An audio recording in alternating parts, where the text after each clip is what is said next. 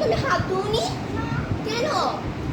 আমার ফেভারিট খাবার তাই। তোমার ফেভারিট খাবার হলে তুমি হাত ধোবা না?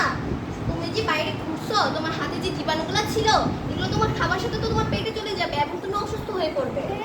হ্যাঁ, চলো আজকে শিখাবো তোমাকে কিভাবে হাত ধুতে হবে। চলো, প্রথমে আমরা নিরাপদ পানি দিয়ে হাতটাকে প্রথমে ধুয়ে নিব। তারপর হ্যান্ড ওয়াশ নিয়ে অনেকক্ষণ ধরে হাতটাকে ওয়াশ করব। তারপর নিরাপদ পানি দিয়ে হাত ধুয়ে টিস্যু অথবা রুমাল অথবা টাওয়াল দিয়ে হাতটাকে মুছে নিব। এবার তুমি করো।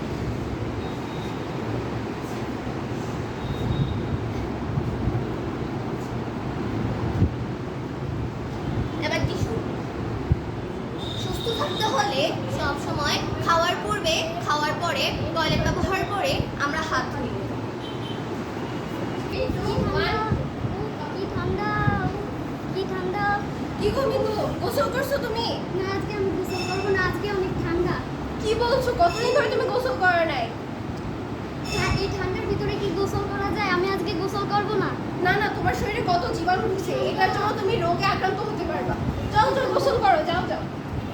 শীত হোক বা গরম না, আমাদেরকে সবসময় গোসল করতে হবে, না হলে আমাদের শরীরে যোগ হবে বিভিন্ন ধরনের দুর্গন্ধ এবং জীবাণু। তাই আমাদেরকে সবসময় গোসল করতে হবে। সবাই যাও। কিনে খাবো না, কি সিগারেট খাচ্ছিস কেন?